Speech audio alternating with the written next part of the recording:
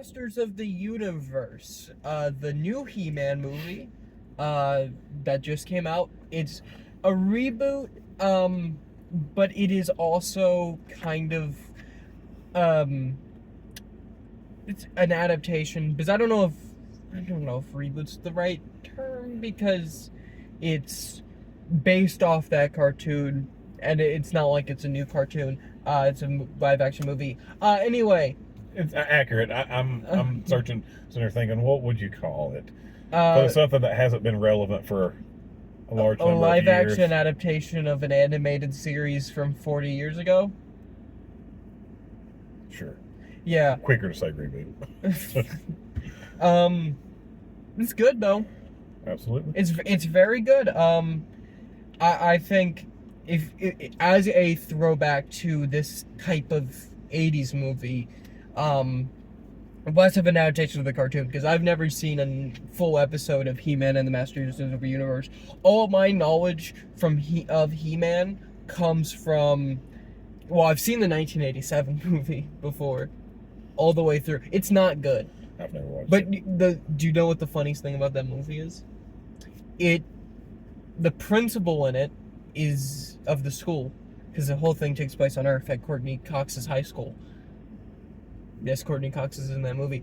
The principal at that school is the same guy who played the principal in Back to the Future, and it's shot at the same high school they filmed Back to the Future at. Okay. Anyway, which that actor recently passed, but this one is good. But that's most of my knowledge from He-Man comes from, well, I've seen that movie, and then memes all across the internet. Skeletor is very memed. He-Man is very memed. The meme song, like that's my knowledge. I mean, I would say, I mean, it's a good movie. I mean,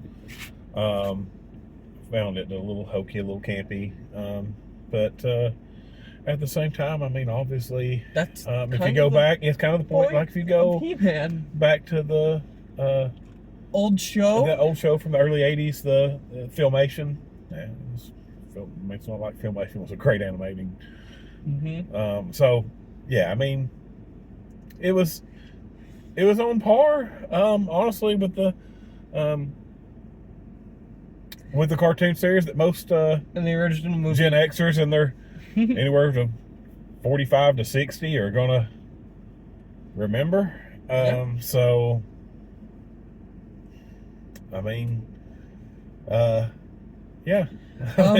Yeah, and what I liked about it was able to poke fun at this material and be like, the original show had characters that were two-dimensional that just existed to sell a toy, and we can poke fun at that, but we can also treat those characters with respect, and that's what it does. Yeah. And I gotta say, the actor playing He-Man here, he's very good in this. He does a bang-up job, but the best parts of this movie easily are when Skeletor is on screen, because they just lean into the fact this man is an absolute diva, and it's so good. Mm-hmm. And this is, I know I've said I hate Jared Leto, and I do hate Jared Leto. This is the best Jared Leto performance in 30 He kind of years. redeemed himself from the horrible Joker that he portrayed. Showed he can be a good villain. Yes. And Alison Brie as his assistant, whose name I thought I would remember, Evelyn, is kind of doing the same thing he is doing. And I think she's also doing a really good job. Mm-hmm. I think she is also playing it that way. So I think they're doing a great job. The actor playing He-Man, I think he understands what movie he's in and what his assignment is. So he's doing a good job with what it is. And it's just very fun. The lead guitarist of Queen wrote the score for this. So it's Highlander, it's Masters of the Universe, it's all of this kind of with a more modern blend of maybe Thor Ragnarok all in a blender, and it works. Yeah. And somebody who did admittedly watch the cartoon series as a child, most of the relevant characters were there. Spoiler alert, Ork goes at the end. And don't leave the theater early or you'll miss the She-Ra teaser. I thought we were gonna get an actor reveal with that, and we didn't. Well, I kind of thought about that too, but I thought, well, they may not use the same actor.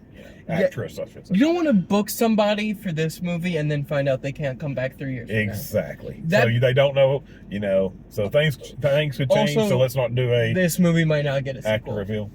I wanted to. Okay. I think this movie deserves one.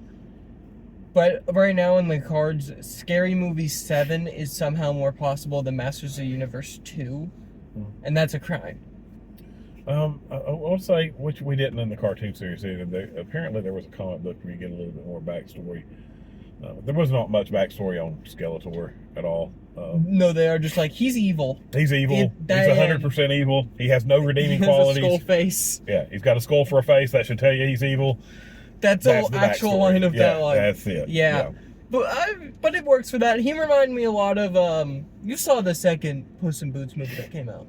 Yes. He reminded me of Big Jack Horner from Puss in Boots: The Last Wish, the John Mulaney character, where it's like, oh no, he's just an irredeemable monster, and that's it. And I love villains like that. We don't get enough villains like that. I'm glad that's Skeletor. I'm glad he had no redeeming qualities. I'm glad they just let him be this evil diva who does awful things and is fun.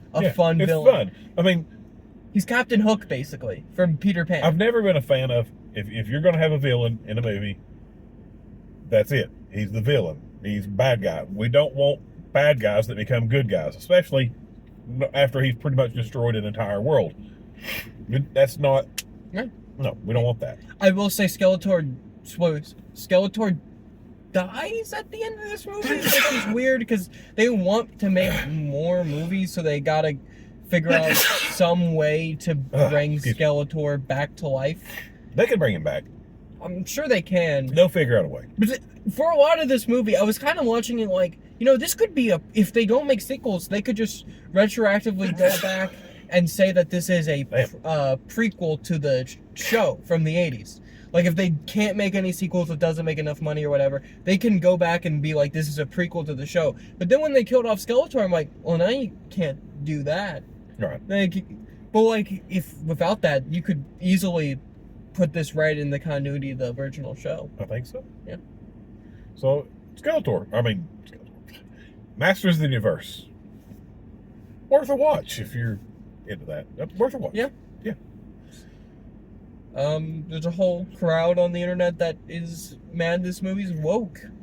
No, I mean... It's He-Man. I don't even have to say more than that. No. Of course it's woke. So... The original show was woke without we even knowing it was woke. Yeah, I think it's good. I liked it. Worth a watch. I would probably give it a B+ though, just because it's something where I had a lot of fun, but I'm not sure if 3 years from now, for example, I'll be able to remember a single thing that happened in the movie. Well, so B+ is a strong rating for that. I'll say a solid B if you want to see it. I mean, but you have to be somebody that's interested in this type of movie. I think I will remember one thing. I think I will 100% remember Skeletor and the way that, I remember Dustin Hoffman's Captain Hook from Hook. It'll have that. It'll be in the same place in my brain. Where it's just why don't we get villains in family movies like this? Absolutely. Yeah. Did you give it a grade? Oh, I said a B. Oh, yeah. Yep. All right. Mm-hmm. Give it a watch. Yeah. And subscribe. Yeah.